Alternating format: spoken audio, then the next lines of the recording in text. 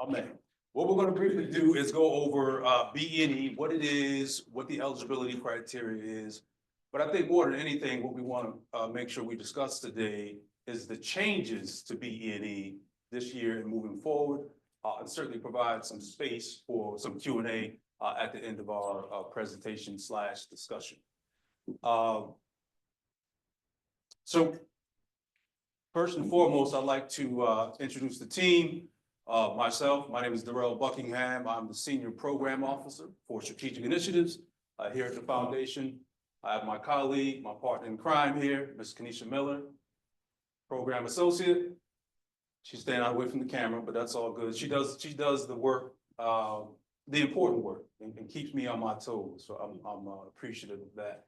We also have Devonna Lawrence, Finance Associate, that also does a lot of the administrative and background work. And so I'm also thankful for her contributions as well. So let's go ahead and move to the next slide.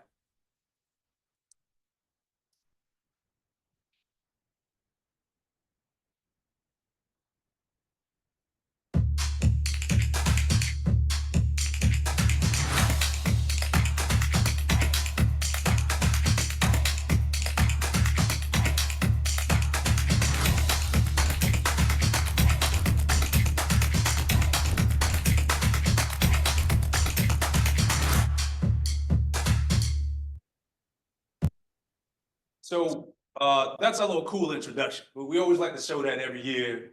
There's some familiar faces I think you saw in that was produced by Black Cub. I think it's important to just jump right into what is B&E, right? So most of you at this point are not new to this. You know that we've been doing this fund for about 5 years. But for those that are new, B&E is essentially, well, let me back up a little bit. We launched B&E in 2020, right? In response to the death of George Floyd, right? And so many others. And so our organization had been doing the work kind of quietly around the very scary word DEI prior to all of this going on. And so we were already kind of prepared to jump into something at the time that seemed bold. At this time, it seems very necessary. Right, and so what is B&E? B&E supports projects that center, uplift, and serve Black communities in Central New York by addressing economic and social disparities caused by historic marginalization. The fund is also dedicated to fostering self-sufficiency, economic development, and community empowerment. One of the nuggets I always like to share with folks during these information sessions is that prior to B&E, we recognized that we didn't really have the connections with the community that we wanted, right? And so about 75% of our applicants were first-time applicants, not to B&E, to the Central New York Community Foundation. So that was a lot of new-time applicants that we hadn't worked with before, or that just, you know, we didn't find a space to be intentional about how we fund these organizations. And so as a result of B&E and the good folk who started this fund prior to me coming into it, bless you. Many of you may know her name, Dayshell Elliott, and there was a team here at the time that helped start this fund, right? And so like many of us, all I did was, you know, I just took the baton, right? We're gonna keep carrying this thing on because again, it is necessary. Next slide, please. At this point, B&E has funded about $1.5 million in grants, right, through our first 5 years. And that, my friends, indeed is Black equity and excellence. So why we started this fund? Well, there are a lot of data points, right, that drives the work that we do in terms of why we need a fund that funds Black-led organizations. So not just why we started this, but why we're still doing it, why it's still necessary. The National Committee for Responsive Philanthropy found that only 1% of philanthropic dollars are targeted toward Black communities. Let that sit in for a minute, right? Only 1% of philanthropic dollars are targeted toward Black communities. Sounds like a need to me. And I was like, count it. 51.8% of Black children live below the poverty line compared to 11% for white children. Huge disparity. Black people experience poorer health outcomes than white people in 24 out of 29 measures. Whether that's maternal health issues, infant mortality rates, or just the lack of adequate access to healthcare, right? So we are always first at being last in this particular community. Fourth bullet point. The median household income for white families in Onondaga County is at 112% higher than the Black families, indicating a widening racial income gap, right? Each year, this seems to be widening for whatever reason, but we need to do something about that. Now, B&E is not the answer, right? We don't need that pressure. We're not the answer, but we're going to play our small part to try to change that. The last bullet point here, I'm going to be preaching to some of you. You've already, you experienced this firsthand, right? That many Black-led organizations in Syracuse operate without full-time staff, rely on volunteer labor, function on budgets under than $100,000, while tackling critical issues like violence prevention, youth development, and mental health. Next slide, please. So what's new, right? Now we're gonna get into meat and potatoes of the importance of this conversation we're having today. So there will be there is a new application portal. If some of you have not applied for a grant here at the foundation within the last, I want to say 6 months or so, you will likely have to log in, create a new account, right? This is a one-time deal. You won't have to do this every time you're seeking funding, but in order to have your information in the system, you will have to log in, create an account. We will send you instructions and information on how to make that happen. I assure you, this platform is much easier to navigate. It is much easier all the way around for both you and for us internally. So,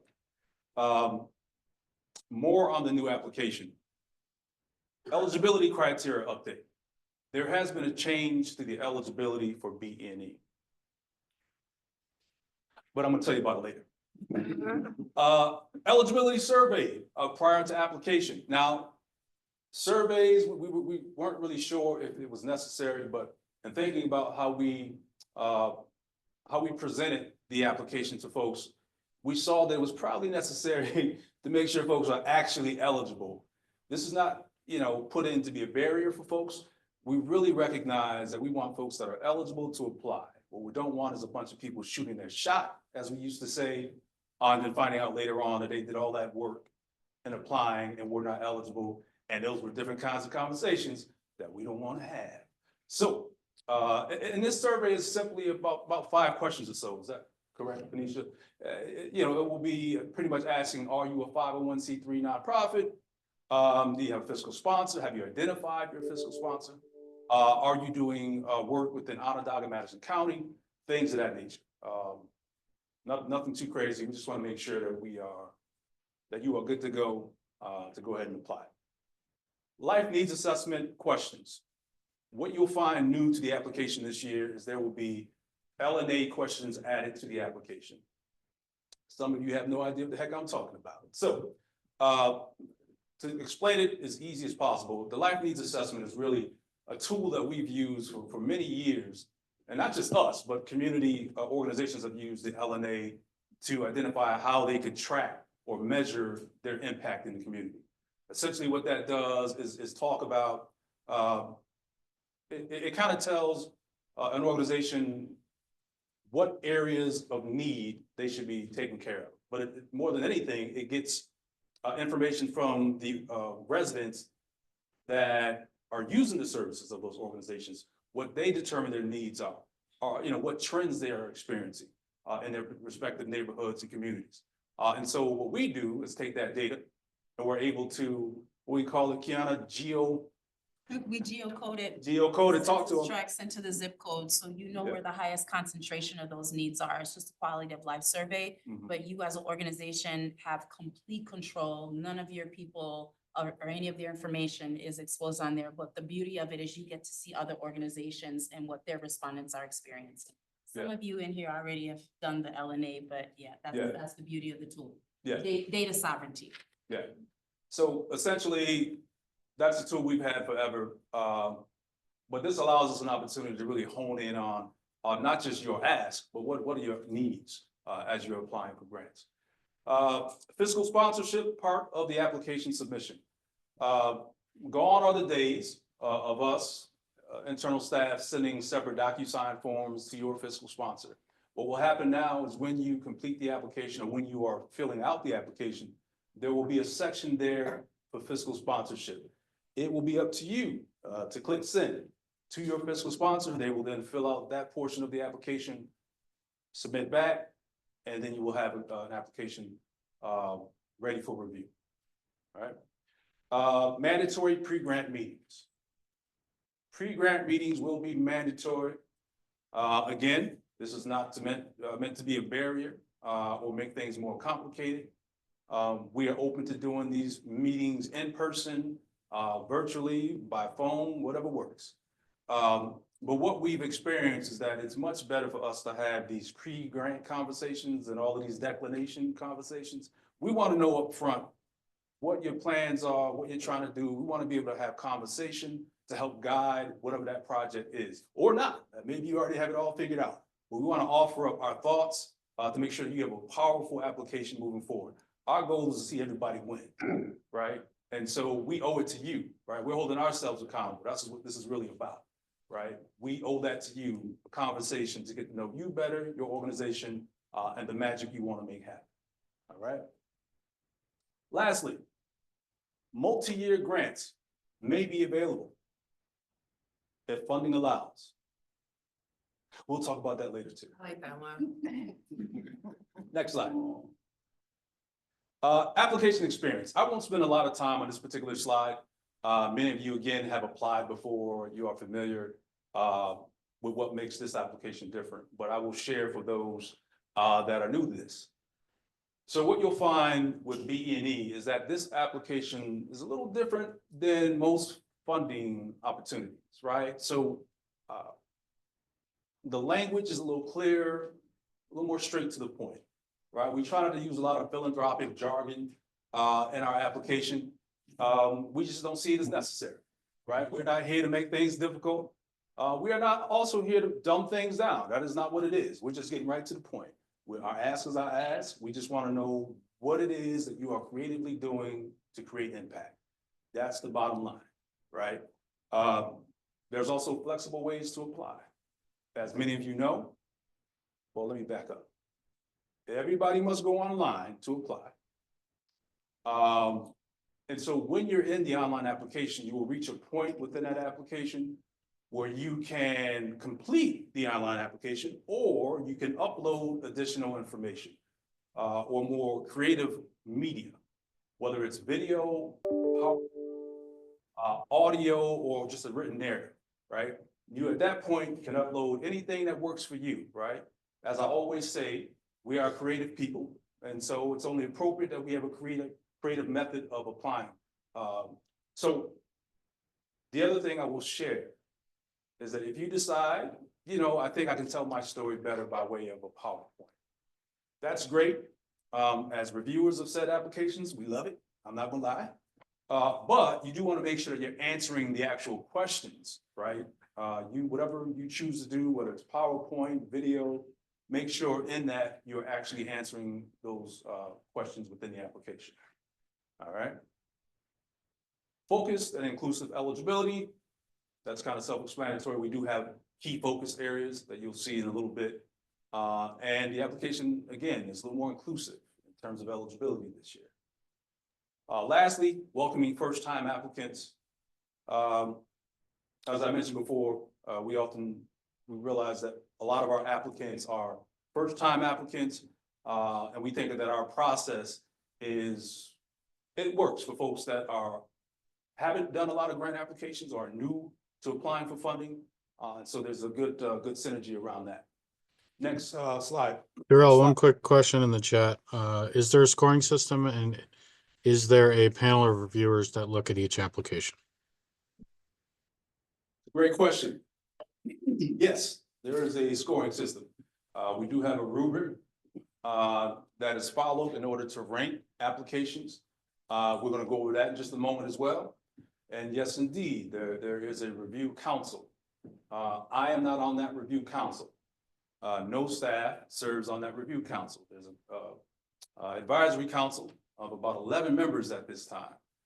Community members from multiple spaces of knowledge and experiences that review those applications, rank those applications, and essentially make a decision on who gets funded. As staff, what we do is try to guide their decision-making. But they call the shots. So thank you for those questions. Eligibility. So this is the real meat and potatoes. If you notice, the first 3 bullet points will show you some of the changes or updates to the eligibility. The remaining 2 are the same, but quite simply, to be eligible, prospective applicants must meet the following criteria. Organizations that are Black-led and or demonstrate accountability to the Black community. I'll read that again. Organizations that are Black-led and or demonstrate accountability to the Black community. Second bullet point, organizations with demonstrated commitment to serving and uplifting Black communities through their mission, programs, and leadership. Organizations with demonstrated commitment to serving and uplifting Black communities through their mission, programs, and leadership. Third bullet point, organizations that seek to address systemic change by targeting any of the focus areas in our next slide. Not much has changed there in terms of our focus areas. And then the last 2 remaining slides are pretty simple in that you must be a 501c3 nonprofit, or you should be using as your fiscal sponsor a 501c3 nonprofit. Once again, the use of a fiscal sponsor from a non-Black organization is permitted. And lastly, organizations serving residents in Onondaga or Madison County. Darrell, one more question. Could Sure. you maybe expand a little bit on the first bullet point and in quotes the and or demonstrate accountability? Absolutely. What that simply means, folks, is in a time where funders are under attack, nonprofits as well. This fund used to be at one point funding Black-led and Black-serving organizations. Now we are Black-led and or organizations that demonstrate accountability to the Black community. What that means is, if you are an organization that happens not to be Black-led, but your work is centered around the upliftment and the empowerment of the Black community in some form or way, you will be considered, right? If that funding, if that money, if those projects are going toward the Black community, the empowerment of the Black community, you will be considered for funding, right? So it is Black-led and or those organizations as well. Is that good? Yes, are Black faith based projects considered? Absolutely, but I will share that we do not fund, projects with a religious purpose, right? If you are a faith-based program and your work, say you're doing a youth event or you do programming as part of the work that your church does, that is where we get in, right? That's where we fit in as a funder, right? If it is a community-based project, those are the things that we fund for those institutions, right? But it cannot have a religious purpose attached to it. Thank you for these great questions.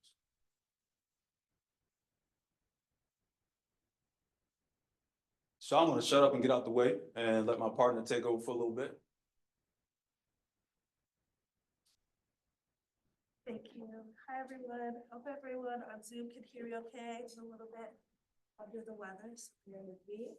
But the focus areas for BED haven't changed since last cycle. As you can see on the screen, they'll center Black creatives, leadership and advancement, the LGBTQIA. Can you speak up a little?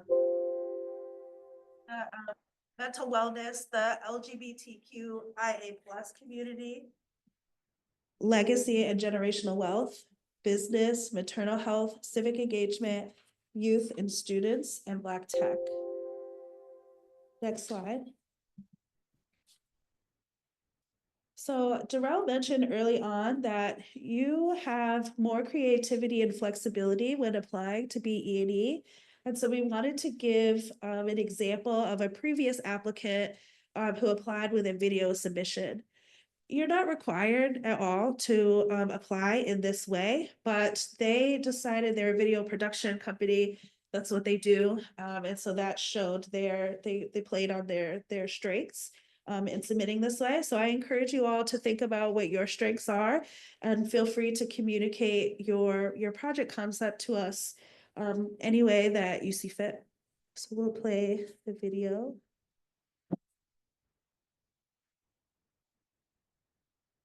And I had a meeting with a director of another endorsement project that I'm doing. I said, you know, when I show up on set, I would like to see the crew look like the world that I walk around in every day. And I think it's up to all productions to make sure that your crew looks like the world we see. There was a study done by UCLA on diversity in Hollywood. Studio management is 92% white. 3 out of the 10 lead actors in film are people of color. 1.4 out of 10 directors in film are people of color. And 1.4 out of 10 writers in film are people of color. Being a digital creative agency specializing in video production, photography, branding, and design, we push the boundaries of comfortability to create open dialogue for community and culture. Black Cub Productions was born to change the way media showcases Black people and people of color, as well as create opportunities for our community to see a different side of the film industry being behind the camera and all the different types of skills and jobs it has to offer.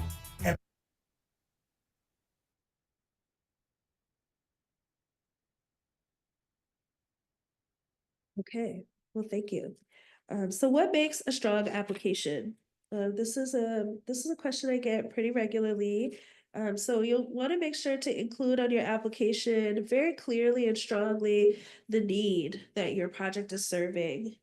Given the nature of this particular grant fund, there also needs to be a positive impact on the Black community, and that needs to be explicit as well. You'll also want to ensure that the goals are consistent, clear, and measurable. So one of the ways that you're able to do that is if there is data that you track in your organization or in any of your programming, if you're able to include some of that data in your application to show the impact that you're already able to create in your community and how you think that your program, if funded, would expand that impact as one example. Conducted in a logical, collaborative effort. As the demand on funds increases, you'll start to see more suggested collaboration. So if there are organizations or programs out there that are doing work similar to the work that you're doing, if it feels aligned to you and your organization, that could be an opportunity to collaborate with that group on that particular project or issue. Clearly defined measures of success. We want you to be successful as much as you want to be successful. So again, if you have data that can help to paint a picture or tell a story of why your project was successful, we appreciate that, but data is not the only way. But giving examples and being clear about what would make this program or opportunity a success is really helpful. Long-lasting and meaningful community impact. While we can and have funded one-off programs, we'd really like to see programs that leave a lasting impact on the particular community that you're wanting to serve.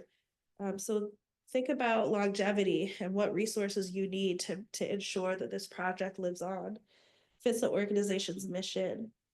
It's also really important that you're applying for funds to do work that is within your scope and capability. So sometimes we do get applications where maybe the applicant is maybe not the best suited organization to be doing that particular kind of work. And that's okay, but we'd really like to ensure that your organization is well suited to do the work that you're applying for funding for. Appropriate expenditures are being made in a cost-effective manner. So I think that's very similar with making sure that the organization's mission fits. What you're spending the money on needs to also fit the program that you're applying for. And then financial and in-kind support. Funding begets funding. So if you have funding, no matter how big or how small, from another source, that could be in-kind. In-kind can mean donated. So that could be donated labor. Maybe you have a very strong volunteer base, or you've received grants or donations from other parties or other places. If that's the case, please include that in your application, because when we see a diversity of funding, that increases the likelihood that this is a strong application that could be sustained. And then sustainability, including plans for acquiring future funds. So along the lines of having in-kind or financial support, how do you plan to sustain this project or program beyond this grant cycle? You don't have to have it all figured out, but it is really helpful to communicate in your application that you have a plan for sustaining funding long term. Next slide.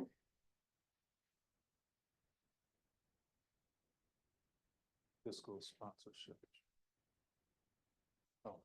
So projects not supported, that would include annual operating budgets, except for when it's seed or bridge funding, and endowments, religious purposes. Jarrell spoke about that a bit. Loan or assistance to individuals. It's really important that you are a 501c3 or have a 501c3 as a fiscal sponsor for your application. We cannot fund individuals. Medical or academic research, except when requested by a donor, and activities that occurred before the community foundation's decision. I just want to emphasize that point as well. We cannot fund retroactively, so it's important that you understand what our deadlines are when if you were to receive funds, when those funds would be paid out, and that it's in line with when you need funding for your project. Next slide.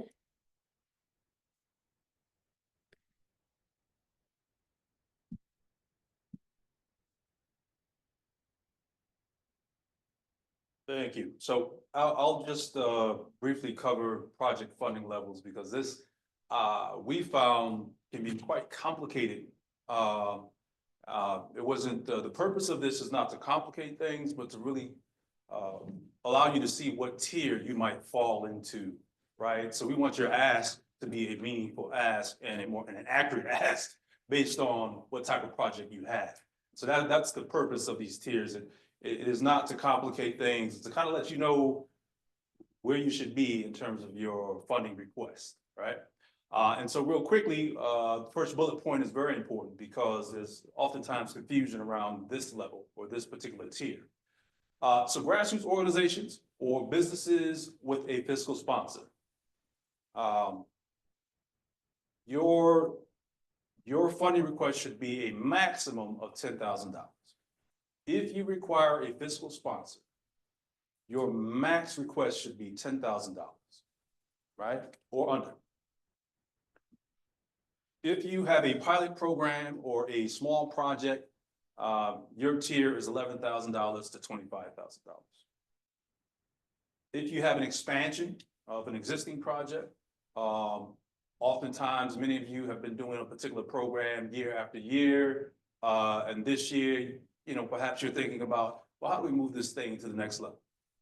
Maybe we're doing something slightly different. We're ready to do something a little more bold, or there's just some change or expansion to the work that you're already doing. This would be your category as a nonprofit. 26,000 to 55,000. And lastly, large capital projects and renovations, right? We recognize that a lot of our organizations don't receive the proper funding to take care of the spaces where the programming happens, right? And so that's what this is. Any capital projects, meaning any renovations or changes to the actual building or facility. I will also share that you do want to make sure that you own that building or facility, because we cannot fund if someone else owns it and you're just doing the work out of it. We're not there to hook somebody else up. We want to make sure that it's going to help you and your organization in the long run, right? That is our investment. Back out the way.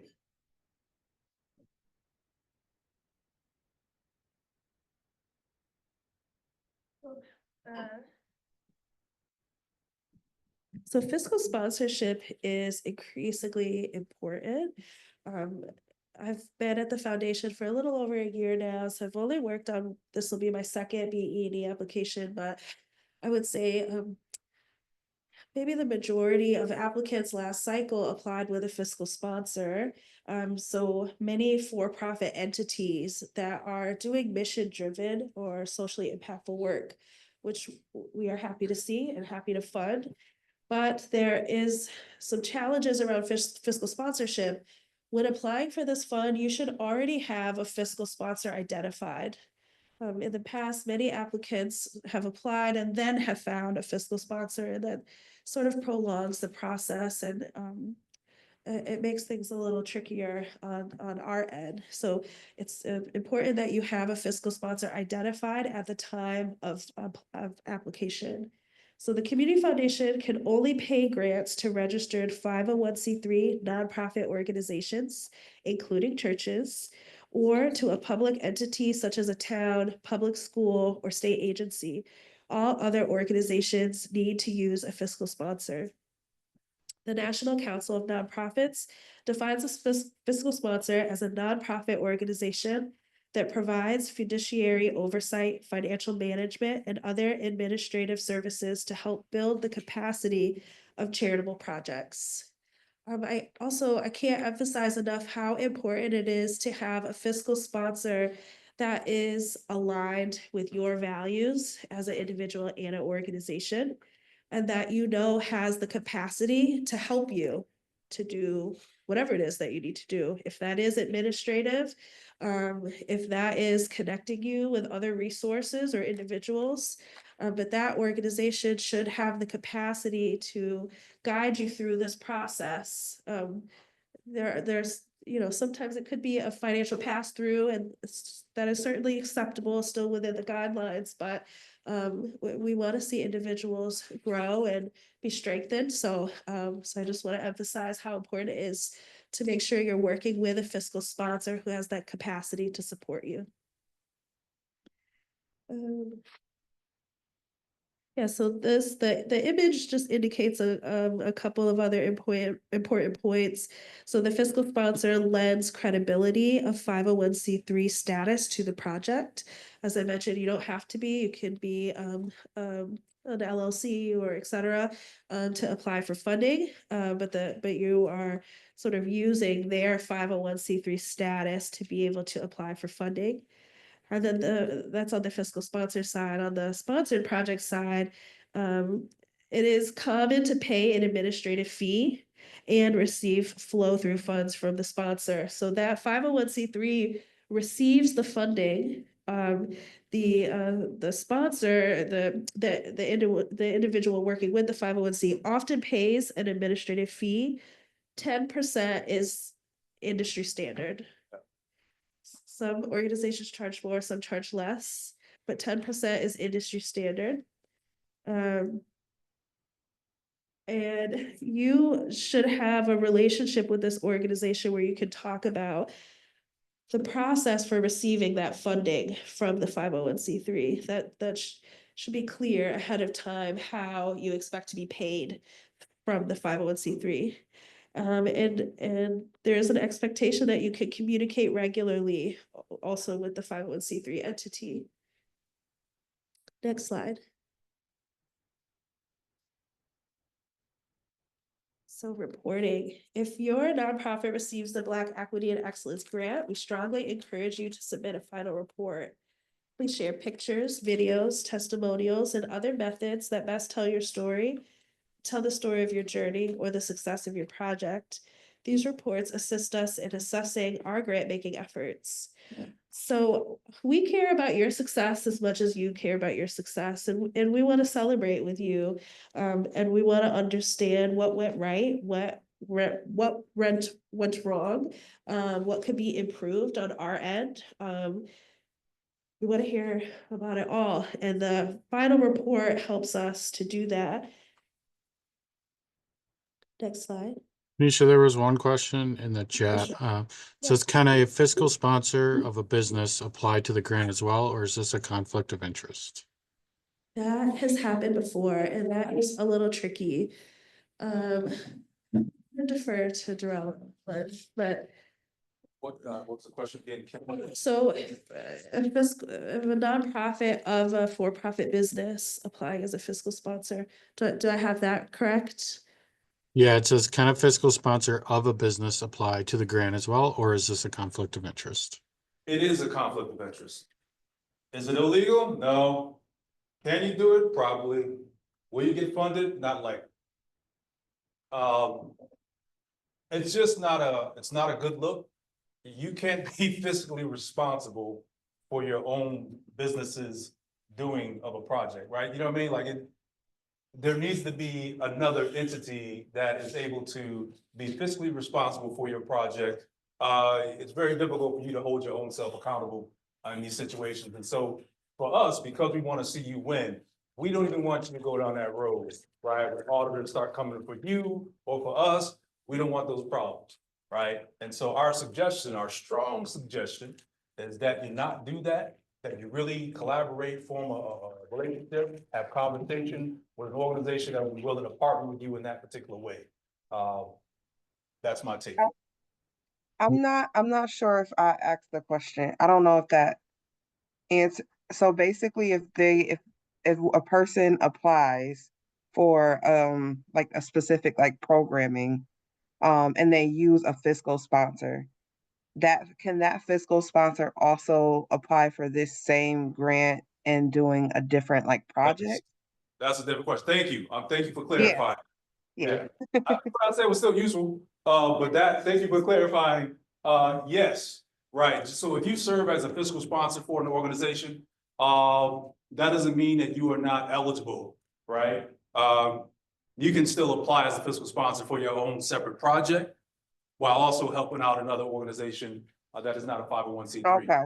I would say that's kind of where it stops, though. We don't want to see now you got a whole gang of organizations using you as a fiscal sponsor. That Correct. would look, but yeah, absolutely. Great question.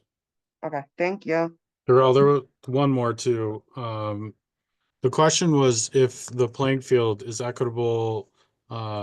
Is the playing field equitable if there are organizations that are seeking funding that have development and or grant writing departments as a part of state or national organizations, satellite and CNY? How does this kind of play into the mentioned rubric of scoring? Yeah, so what I'll say is we're not new to this. We know who these organizations are. I don't think it will provide any particular leverage because at the end of the day, it's the power of your project. So you can have the best written application. This is one of the cool things about BE&E. God bless you. You can write grants well. That doesn't mean that you get funding. It's about the power of your project. We recognize that some folks are not great grant writers. Just like some folks go into interviews and they could be the best employee, but they don't interview well. You never know, right? So we recognize that there are some organizations that have a little more power, more resources and capacity to do certain things. But BE&E is an option, but we also have other funding options, right? And that's for everybody, not just those organizations. So yeah, we recognize, again, there are some organizations that have more capacity, but that doesn't necessarily mean that you get funding or rewarded any differently than anyone else. And if I may also offer, as to the point about national organizations applying, that does happen, not just BED, but other grant opportunities here. The first question that we're gonna ask is, who are you collaborating with Yeah. here in Syracuse or wherever the footprint of your project is? So there still needs to be very strong collaboration, even if you do have the backing of a national organization. And we had a question in person. Yes, just good afternoon. Just to double back on the collaboration. I'm a big collaborator in the community, so would it be frowned upon if I were to apply, to apply for my organization, but also apply with a fellow collaborator or partner for a bigger project? So essentially applying twice, once independently, and then second as a collaboration for a larger, something that's has a much bigger picture and much bigger impact. I think that's a great question. You can do that. I don't think it hurts you, but what I will say though, is because throughout the 5 years, this grant opportunity has grown so much. And there's so much increased interest in this fund. I don't like using terms like highly competitive, but there are a lot of folks that are seeking funding. And I imagine, I don't want to always speak for the council members, but I would imagine if they're reviewing this application and they happen to notice, oh, are we being equitable if we are prepared to fund these individuals twice? Now, this is a totally different project. You're doing it in collaboration. So I'm not sure how they will view that. I don't think it hurts you at all. I'm gonna be honest with you. I'm just saying, I'm being transparent. There are a lot of applications that come in, a lot of requests, a lot of needs. But at the end of the day, if it's a good project, it's a good project. And I believe that's what the council will be reviewing. Yeah. Thank you. I have a question. The fund started off at $1 million, and I heard that it was being like refunded or more money allocated to it. Where is it at right now? So I love these questions because it certainly isn't $1 million, right, for a grant round, right?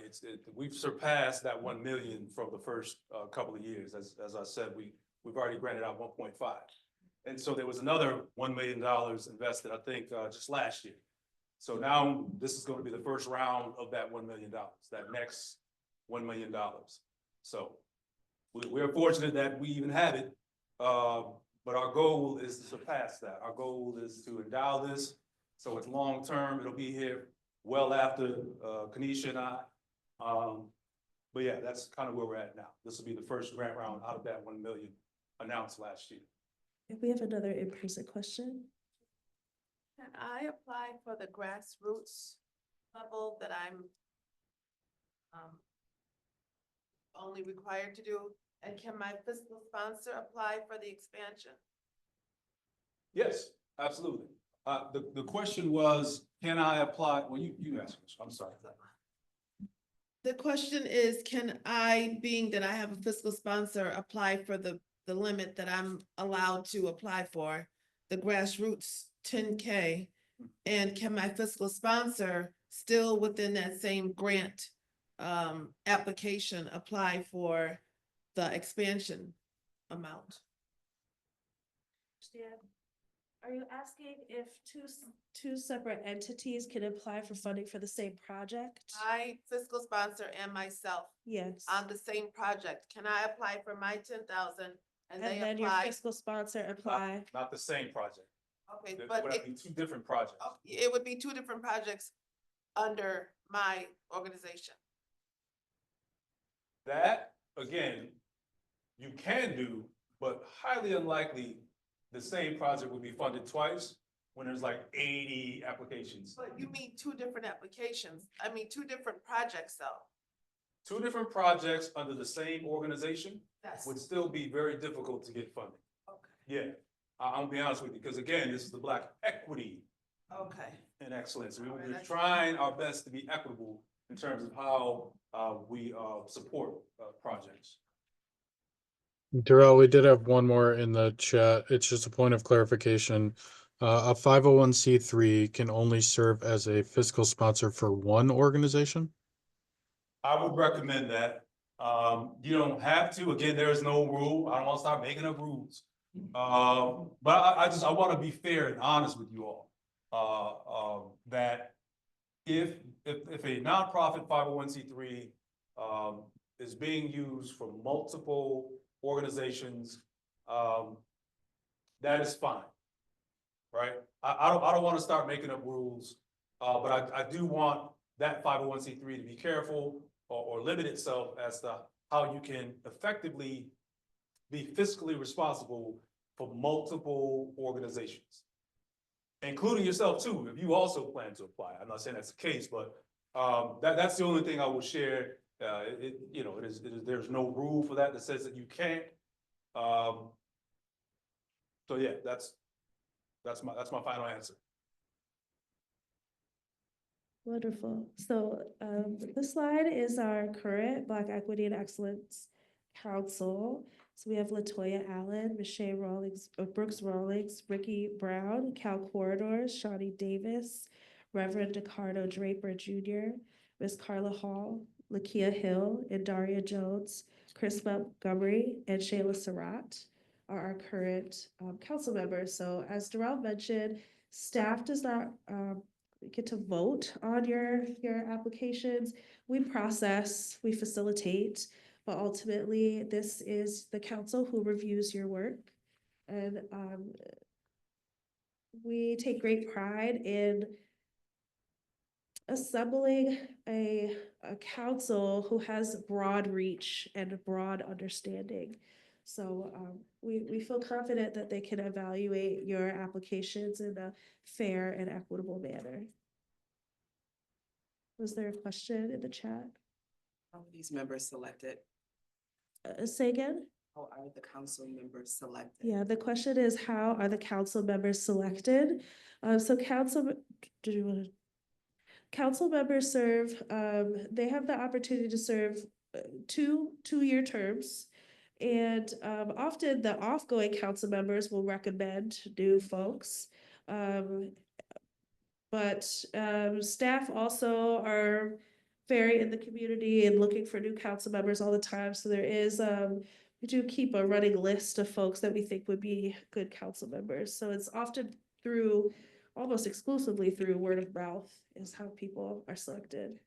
Yeah, and we also give consideration to the categories we have, our focus areas. And we try to find folks that are kind of experts in those particular areas, right? There might be a need, someone who's a finance person, someone who might be LGBTQIA+, someone who might have experience in education or housing. So that, we try to bring in a diverse group of thought leaders in their particular fields. And so that goes into consideration as well. Does that answer your question? Yes, thank you. Next slide.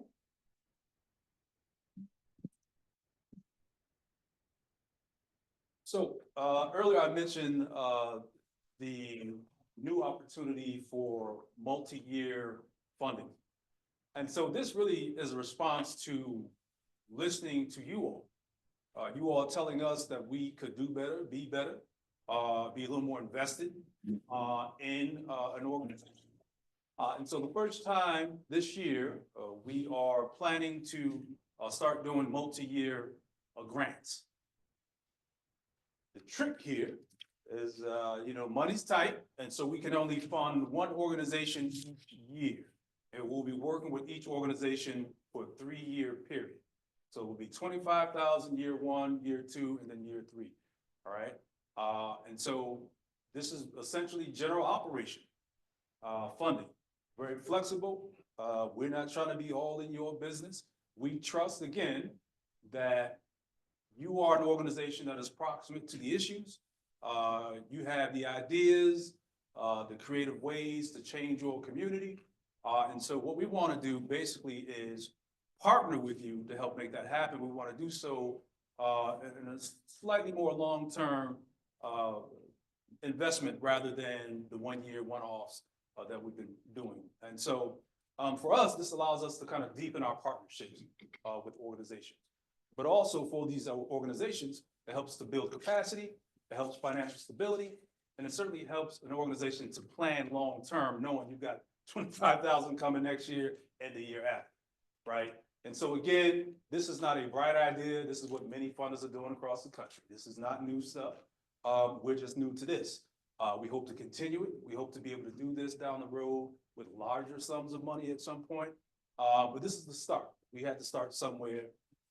Again, listening to what you all tell us, the greater needs are. And so this is where we're starting. And so real quickly, I'm not going to go through the full thing here, but we recognize, given our city and things that we are experiencing, poverty is such a large issue and really hard to wrap our hands around. So we're doing multi-year, right? But we do want to make sure that it's centered around poverty reduction, right? Anything that is around affordable and safe housing, education and youth development, economic mobility and workforce development, or health and well-being. These are our 4 categories. If you're already doing work in these respective areas, you may potentially be a candidate. The other thing I will share is that this opportunity is invitation only. This is where it gets tricky. Because we hope that we've earned enough trust with you all, the trust that we know what we're doing. We're gonna have pre-grant meetings with organizations, and during those pre-grant meetings and listening to what the organizations say their project is, what their needs are, we will begin to have conversations around, well, is this a potential candidate for multi-year, right? So it's through our normal process that we will figure out, well, could they, are they, right? So what I don't want is for everyone to think that this is an opportunity for them. It is not, I assure you. And I'm trying to not sound like a jerk about it, but what I want to share is that this is an opportunity, but I don't want everybody feeling like they should be, again, shooting their shot for multi-year. Maybe it's next year, maybe it's the year after that. But we really want to identify, especially in a time where government funding is being stripped away, funding is getting tougher for nonprofits in our community. We want to make sure that we are identifying an organization that can truly use this general operating funding. Now we will, everyone is considered for it for the most part, but there are going to be some organizations that are just a better fit for this slightly longer, long-term investment, right? But we'll have those conversations. And I'm going to move on because you see on the bottom here, these are essentially the same criteria. Nothing has changed there in terms of clear measurement goals, creative thoughts, evaluation and impact measurement plan. The one thing I will say, because this would be more of a long-term partnership between the Central New York Community Foundation and your organization, because of that, we strongly encourage or make it almost mandatory that you have a way to measure your impact. You have to be able to measure impact. And we offer up what I talked about earlier, which is the life needs assessment. That's a great way for you to measure impact of your organization to see if you indeed have moved the needle. We can also track that, geocode it, kind of tell what neighborhoods where the impact is happening or not happening. So it's our goal to help you use this tool, again, to measure impact. So if you're getting multi-year funding, that's kind of a tool that you should probably be signed up for. All right. Next slide, please. Darrell, I just want to let you know we have about 3 minutes until 1. Thank you, bro. Yep. Wow.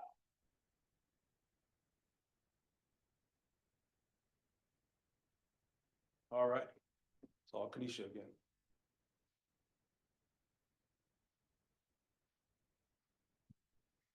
So there are other funding opportunities with the foundation.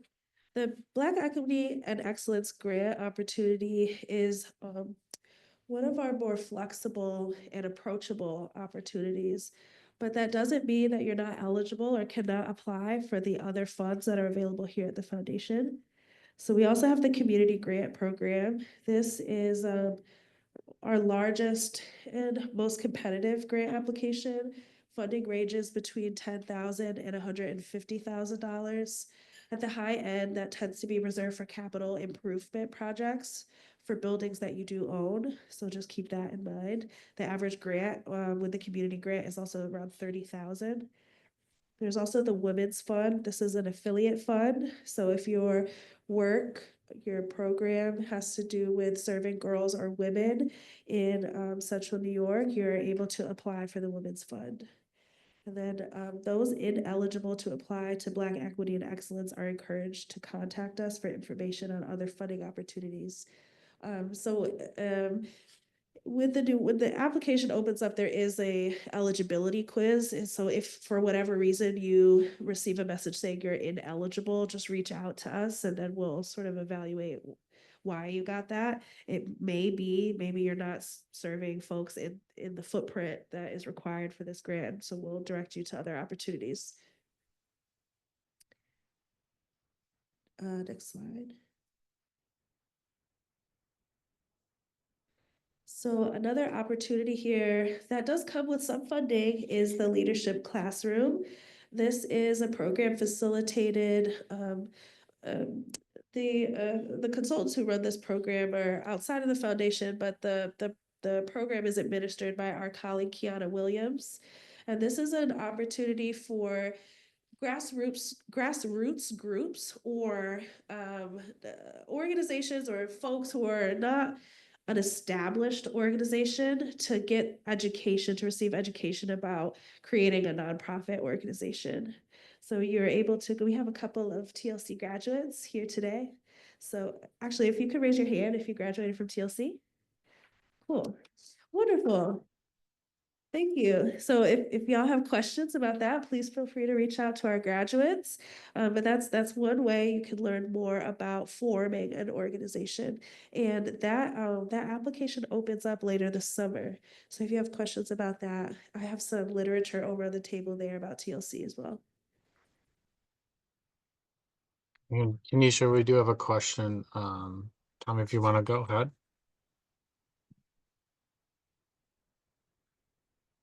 No question, just a graduate.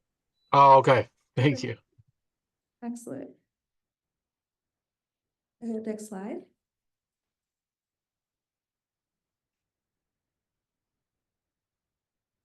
Excellent. So these are our important dates to remember. The application opens on Monday, April 28th at 9 a.m.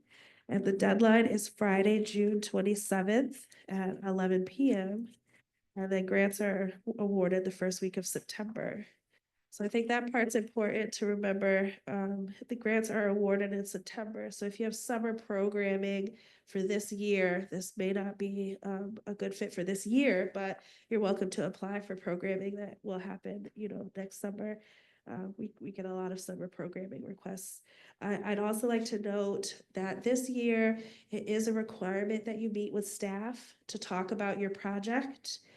And we really will encourage you to schedule an appointment time with us at least 1 week before the close of the application. We get a lot of requests, those few days leading up to the close of the application, and we likely won't be able to accommodate that this year. So please plan ahead, and we'd be happy to find time to talk about your project. Next slide. Oh, yeah. You know, if you were awarded before September? So funds will be awarded the first week of September.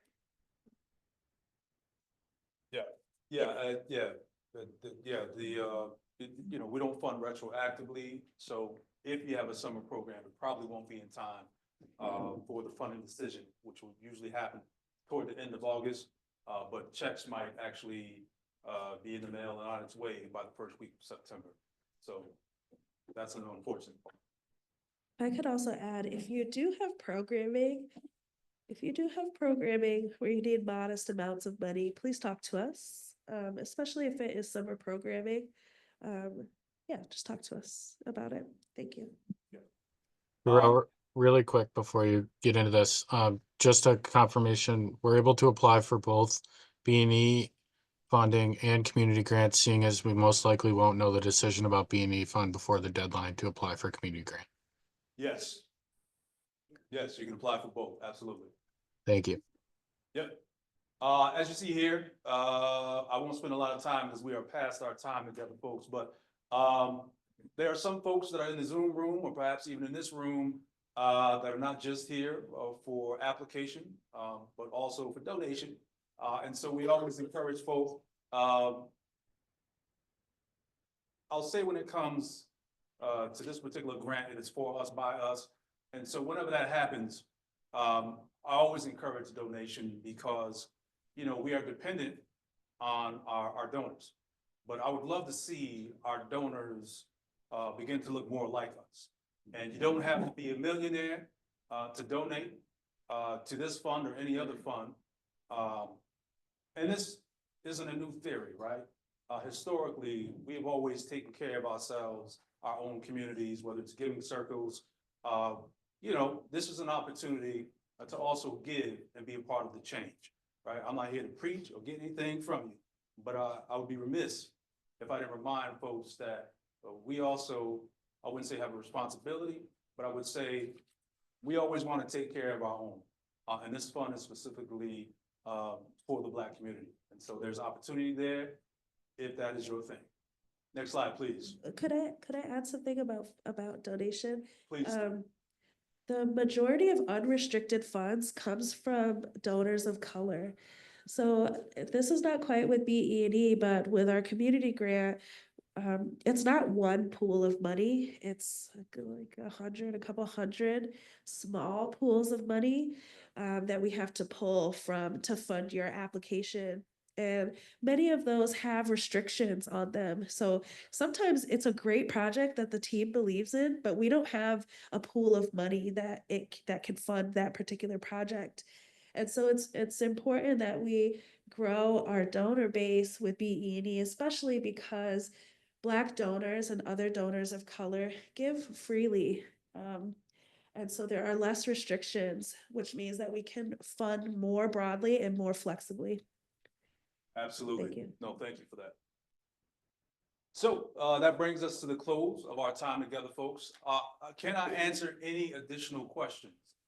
Certainly remember, outside of this time we have together, we do look forward to scheduling some one-on-one meetings. In fact, I do have some time the next 2 hours. If folks want to stop and chat with me, we can do that. That ought to be interesting. But we can also schedule meetings down the road within the next several weeks. Question on Zoom? Okay. Nope. It says, who do we contact? You can contact myself or Kanisha. Either one of us will work. We'll get you connected. We'll get you scheduled and chop it up. The question? Yes. On the seed, you said the seed, the bridging, so can you expand on what the seed? Yeah, so yeah, great question. The question was about the difference between what the seed funding and bridge funding. So essentially seed funding, for those that don't know, is funding that essentially helps new projects or ideas get off the ground, right? Just like what it says, seed, to help something grow. And so that is seed funding essentially. And bridge funding oftentimes is funding that you may have, that the organization may be waiting on from the government or somebody else. And we can provide that bridge, right? We can provide funding until that other funding comes in, or that other source of funding reaches you. So that's the short and quick way to describe that. That cool? So when you say seed, I understand that, but when we started, you said that you don't cover general expenses like payroll or. Yes. So would you like consider office furniture or technology, things of that nature as part of the seed? We have funded technology before. I don't know if we funded furniture before. I don't know that we have. If I were to open up a youth center, Right. and I needed these items, different things to start up the center. It would be fundable. What I'll say is it'll be, it's usually a very difficult thing to get funding for, which is why you become to be in the first place. It's difficult to get funding for that compared to like the other projects, what they are. but it's our responsibility as folks that are reviewing the application to remember how we need to be doing all the things, right? And there's some projects that seem to be more appealing, right? Or might get the headlines a little bit more, let's be honest, right? And so office furniture is not one of those, you're like, oh, golden chairs, but. I was just an example. No, I know, sis. But so I say that to say, yes, that could potentially receive funding. But again, it is up to us to remember the essence of why this fund is what it is, and that we're oftentimes required to fund the things that don't normally get funded. If I could also offer, if what you're looking for, like furniture as an example, were strongly connected to programming that you are going to be running, I think that has a stronger likelihood of being funded than if it were like office furniture for staff. Right. That tends to fall closer to operational. Yeah. No, that's great. Any other questions? All right, good people. Once again, I thank you all for joining us today. Also, certainly want to thank Kanisha, my partner in crime. I want to thank other staff because it certainly takes all the departments to help make the magic happen for us. Certainly want to give a big shout out to our CEO, Melanie Littlejohn, leadership team, the board, and lastly, but certainly not least, to the Black Equity Excellence Council, who will have their hands full this year. So thank you all for visiting us today, but I look forward to us being in conversation one-on-one at some point in the next couple of weeks. Once again, thank you all. Go enjoy some of this weather. If I could, for folks who are joining us in person, if I could make an ask, we have something called a knowledge wall that you'll see over next to the swag table. My colleague Kiana Williams and I, we take this board out when we do community engagement. And the questions that are on it are, what do you see as our greatest strengths, our greatest challenges, and what are you hopeful for in this community? And we ask folks to answer those questions, and it helps to inform the grant making that we do. It helps us to better understand what folks want to see and what folks think our needs are. So please, if you don't mind answering one or all three of those questions, that's really helpful. And I'll pose it as the community in this context would be from the funding community. What are you getting from the funding community? What are the strengths as far as resources locally? What are the challenges with getting resources? And what are you hopeful for to have more resources available to you? Yeah. And along with that, please make sure you grab some lunch and some swag. And connect with me if you've got time to chop it up this afternoon. Thanks, everybody.